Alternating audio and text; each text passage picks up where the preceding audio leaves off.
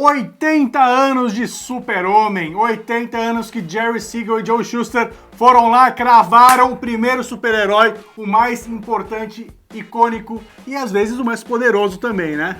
Ele é o mais poderoso. Com frequência. Com frequência. Com frequência. O Superman é invulnerável, o Superman tem super força, ele voa, super velocidade, sopro de gelo, visão de calor, ele tem todos os superpoderes. Eles criaram um super-herói lá, o primeiro de todos falou, vamos colocar já tudo que a gente tem aqui, e aí eles já colocaram todos os superpoderes. Mas sabe o que eu acho que o Superman tem, que é o que é mais legal, pelo menos pra mim?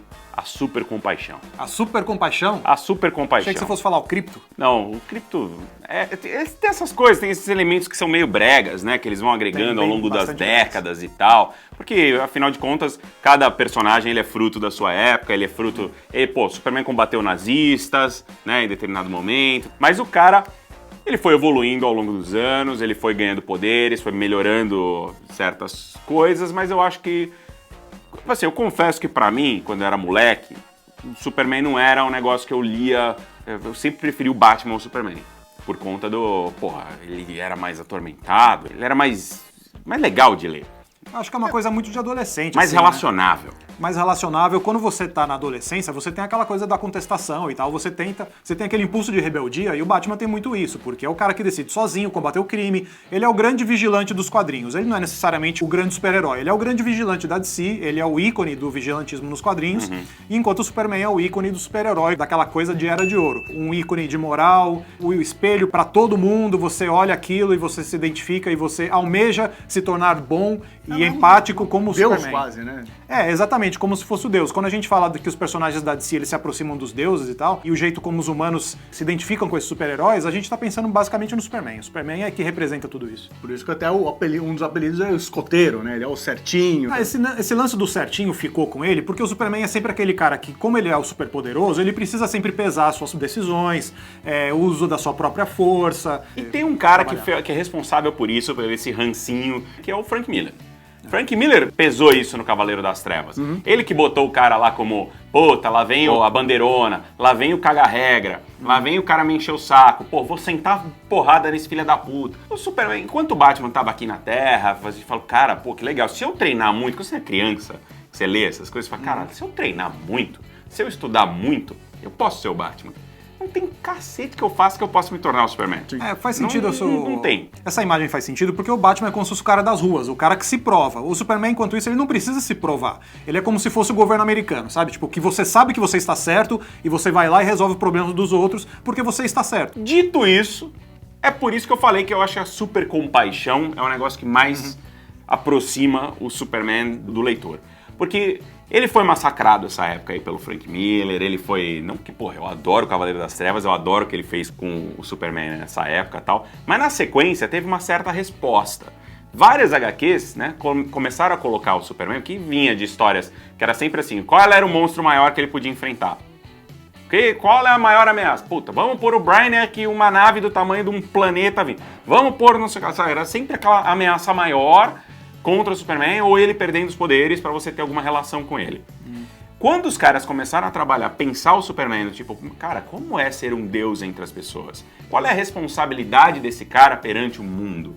Quando as histórias começaram a pensar nisso, ele ficou muito mais interessante, pelo menos pra mim. Que é uma coisa que, glorioso Richard Donner e o Mário Puzo, né? Que escreveram lá o Superman, o filme de 78. Tem um lance muito forte de empatia também com o Superman nesse filme. A gente fica sempre brincando aqui no Melhor TV do final, que ele volta, ele vira o eixo da Terra e volta no tempo e tal. Só que antes disso acontecer, a Lois Lane ela morre numa cena muito forte. Se você for assistir Superman, o filme, e comparar com os filmes hoje em dia, tem esse lance do Superman, ele não conseguir resolver tudo ao mesmo tempo, isso é o grande drama dele, o grande dilema. A cena da morte da Lois, que ela morre no terremoto e o carro dela cai na fenda, essa cena é muito forte. E você se relaciona com o Superman na hora. Você falou, caralho, olha esse cara. Ele pode fazer qualquer coisa, ele não consegue salvar a mulher dele. E ele perdeu o amor de sua vida. É muito foda. É maravilhoso, cara. E olha o tom que legal. Né? Porque quando ele encontra a Fortaleza da Solidão, não é o Christopher Reeve, né? É um outro cara lá que ninguém sabe o nome. Ele encontra os cristais, aparece a cara do Jor-El,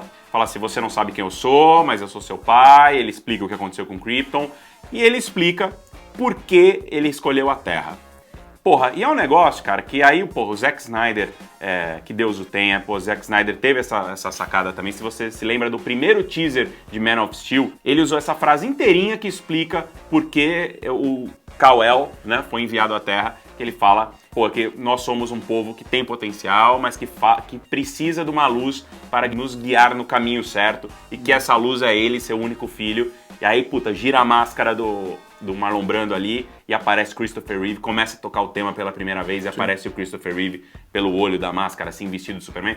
Puta que pariu! Aquilo é uma das melhores cenas de filme de super-herói da história, nunca vai ser substituída e, cara, pra mim aquilo é o Super-Homem, sabe? Tipo, você falar assim, porra, você tava falando de esperança, você tava falando de uma luz pra guiar-nos, e aí mostra Christopher Reeve vestido de Superman, acabou. Para. Nas primeiras HQs do Superman, embora seja aquela coisa de lutar contra o Luthor e tal, umas ameaças, o cara é invulnerável à bala, ele luta contra ladrão e tal, umas histórias muito primárias, histórias de quadrinhos dos anos 30, anos 40. Normal. Mas a ideia por trás da criação do Superman era essa coisa de você assimilar realmente com toda a mitologia do judaísmo, de ser um povo que é o povo imigrante, o judaísmo no começo do século XX, eu acho que cerca de 40% dos judeus que moravam nos Estados Unidos tinham imigrado há menos de 10 anos. Era uma grande fase de diáspora e tal. Então o Superman ele foi um grande símbolo disso, e aí realmente é o personagem que está indo para o Novo Mundo, está indo para a América, e aí lá ele se torna o grande, a luz, o grande farol para esse povo e tal. Tem uma coisa do judaísmo muito forte no começo, e isso sempre acompanhou o personagem. Os criadores são judeus. São judeus, né? exatamente. Não tem nenhuma viagem aqui, isso é estabelecido. A indústria de quadrinhos americana foi criada com judeus. O Bob Kane, o criador do Batman, era judeu, ele mudou de sobrenome, o Jack Kirby era judeu, mudou de sobrenome também. Will Eisner. Will Eisner, exatamente. Porra. E de umas décadas para cá, cresceu mais essa associação com Cristo e tal, e o lance do sacrifício, o lance dele se relacionar muito fortemente com o pai, com o Jonathan Kent, também com o Jor-El. Isso é mais uma coisa de cristianismo, mas no começo era muito essa coisa do povo judeu e, tipo, a questão do imigrante. A questão do imigrante é central pro Superman, isso foi nos filmes também, isso nos quadrinhos desde sempre. Só voltando rapidamente, que na hora que o Érico tava falando da trilha sonora do filme de 78, cara, eu me lembro muito claramente, meu primeiro contato com o Superman, eu acho que foi o LP. Cara, eu colocava aquilo lá, era de um primo da minha mãe, eu ia lá na casa dele, eu colocava aquilo lá pra tocar, colocava agulha, e eu lembro dele me segurando, tipo, eu voando, assim, sabe? Ele me segurando, assim, eu era pequenininho. Porra, cara. Que lindo, Fornas. A trilha do John Williams, na hora que começa a tocar aquilo, velho. Eu acho que até hoje a gente replicar cara. Essa cena aqui. Nós vamos fazer pra vocês aqui em homenagem ao Forlani.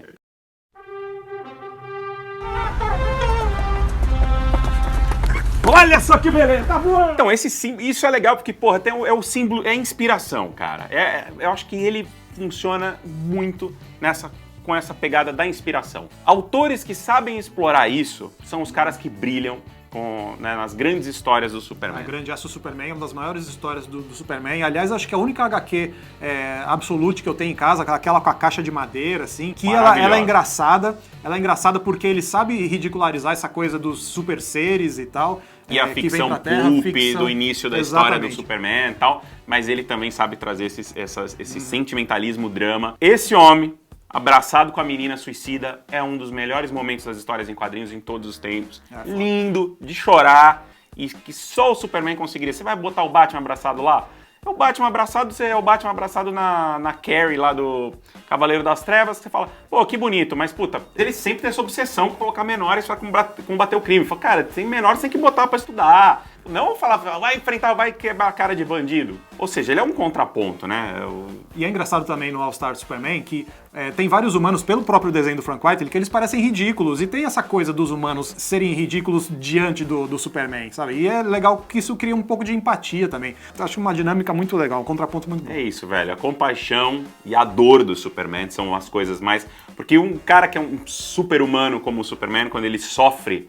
Você sente a dor dele como a maior dor do mundo, velho. Por isso que a hora que ele volta lá, eu não gosto muito eu sempre falo isso, eu não gosto muito do conceito, mas a cara do Christopher Reeve voltando o tempo, sofrendo, é maravilhosa, é do cacete. É o sofrimento do Super-Homem, eu acho que é a coisa que o torna mais relacionável, e que quando o autor entende isso, quando o autor entende que a super compaixão talvez seja o maior dos poderes do Superman, não é a força, a velocidade, isso tudo é perfumaria.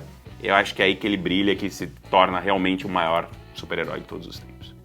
Muito bem, falaram o que depois disso? Depois dessa declaração de amor aqui, ó, 80 anos do Superman, você pode até não gostar tanto, você pode discutir se a cueca tem que ser em cima da calça, debaixo da calça. A gente acha que tem que ser em cima da calça mesmo, aliás, vai voltar nos quadrinhos aí, a DC percebeu o que eles fizeram. E ó, fique ligado aí, porque tem os especiais todos aqui do Superman acontecendo no Omelete, você não perde por esperar. E parabéns pro Kal-El aí, ó. Curta o vídeo, assine o canal, 80 anos do Superman. Feliz aniversário, hein?